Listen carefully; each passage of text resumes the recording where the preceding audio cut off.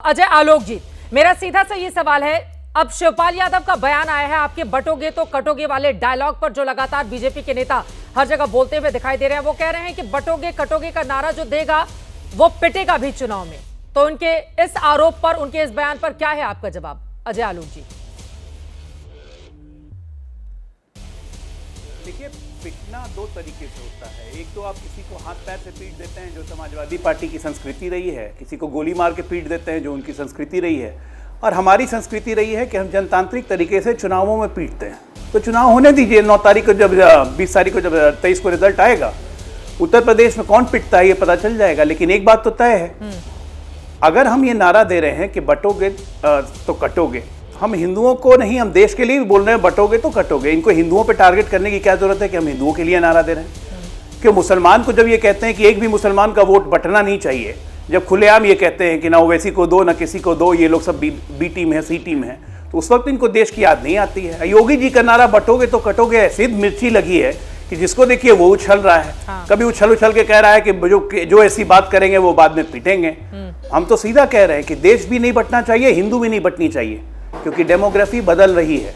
झारखंड में 1991 में जहां 4%, 9%, फिर आप बोल रहे हैं कि हिंदू वोट बटे नहीं, इस वजह से ये नारा है। नारा नहीं, पहले खुद तो तय कर लीजिए कि ये नारा किसके लिए है। बिल्कुल नारा नहीं है। देश नहीं बटे उसके लिए है या बिल्कुल तय किया हुआ है। ये नारा है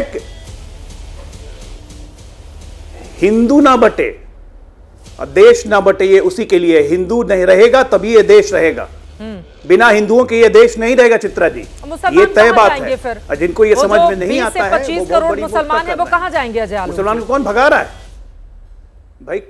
कौन भगा रहा है उनको? मुसलमान भी तो इसी देश के हिस्सा है। लेकिन सच्चाई है कि बहुसंख्यक हिंदू है और वो रहेगा, वो सुरक्षित रहेगा, तभी देश भी सुरक्षित रहेगा। और इसीलिए ये नारा बिल्कुल उपयुक्त है कि बटोगे तो कटोगे और नहीं बटना है।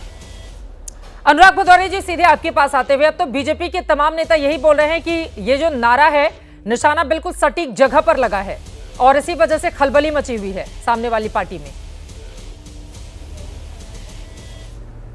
देखिए, भारतीय जनता पार्टी के पास कोई भी मुद्दा नहीं है। सवाल यह है कि आप जब देश की बात करते हो, राष्ट्र की बात करते हो, क्योंकि हम लोग तो राष्ट्र की बात करने वाले लोग हैं, तो जब राष्ट्र की बात करते हो तो उसमें हिंदू, मुस्लिम, सिख, ईसाई, अगड़ा पिछड़ा सभी आते हैं ना। तो देश तो सभी का है। इस आज़ादी के आंदोलन में ऐसा कौन व्यक्ति था जिसने देश की आज़ादी के लिए लड़ाई नहीं लड़ी? और वो जो लोग हैं उनका सभी का देश है, ये राष्ट्र सभी का है।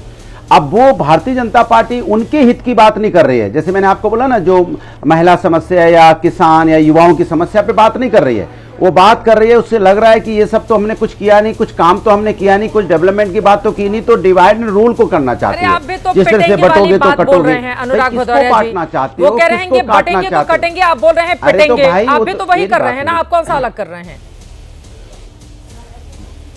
नहीं, उनको नहीं, हम कुछ अलग क्या करना है उसमें भाई? यही लोग चिल्ला रहे हैं बटेंगे तो कटेंगे, क्यों चिल्ला रहे हैं भाई? और उसका समर्थन दे रहे हैं सभी। कभी आरएसएस समर्थन देती है, कभी उनके नेता समर्थन देने लगते हैं। सवाल है कि आप राष्ट्र की बात नहीं कर रहे हो, आप भारतीय जनता पार्टी की बढ़ने की बात कर रहे हो।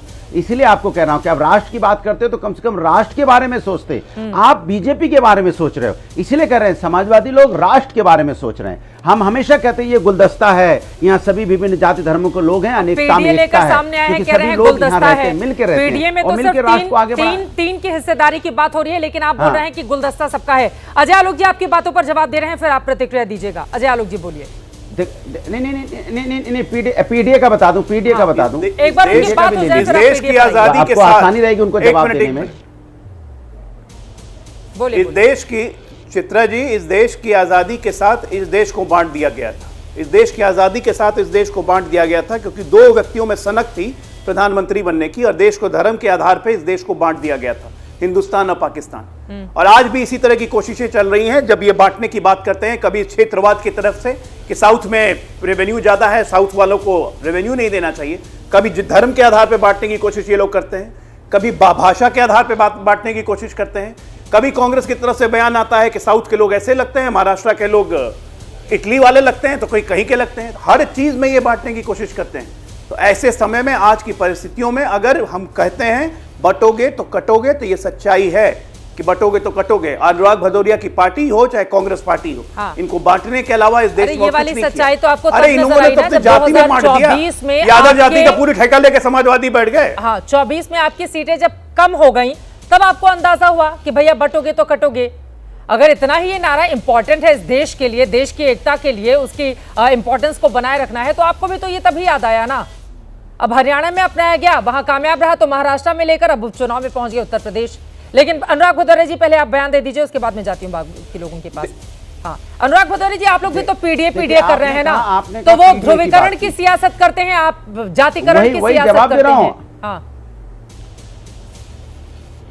नहीं, पीडीए तो राष्ट्र की बात करता है, राष्ट्र को आगे ले जाने की बात करता है। पिछड़ा, दलित, अल्पसंख्यक, अगड़े पिछड़े, आदि आबादी, जो लोग पीछे रह गए समाज के अंदर में, जो समाज पीछे रह गया उस समाज को हमें आगे लाना है, उसको मुख्य धारा में शामिल करना है, बराबरी पे लेके खड़ा करना है, तभी तो राष्ट्र आगे बढ़ेगा।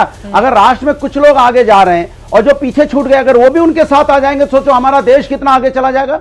अगर देश में 4-5 लोग अगर आगे हैं, अगर हम 5-6-7 लोग समाज के लोग पीछे, उनको भी आगे ले जाएंगे तो 10 लोग होंगे ना। अरे तो पूरा वो का जाति के पूरा आधार देश पर कितना नहीं आगे होगा चला ना, जाएगा। अनुराग भदौरिया इसलिए हम जो जी। पिछड़े, गरीबी जो देखने कमजोर के लिए हैं, जाति देखने की क्या जरूरत है?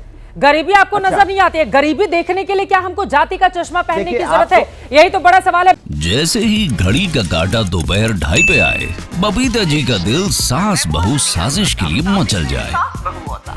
और ये है इनकी बहू, पूरे दिन ऑफिस की टेंशन हो जाए गॉन जब ये करें अपना फेवरेट शो फ्री टाइम पे ऑन। इनकी तरह आप भी देखिए अपना फेवरेट शो अपने टाइम पर और डाउनलोड कीजिए एबीपी लाइव ऐप अपने स्मार्ट टीवी पर।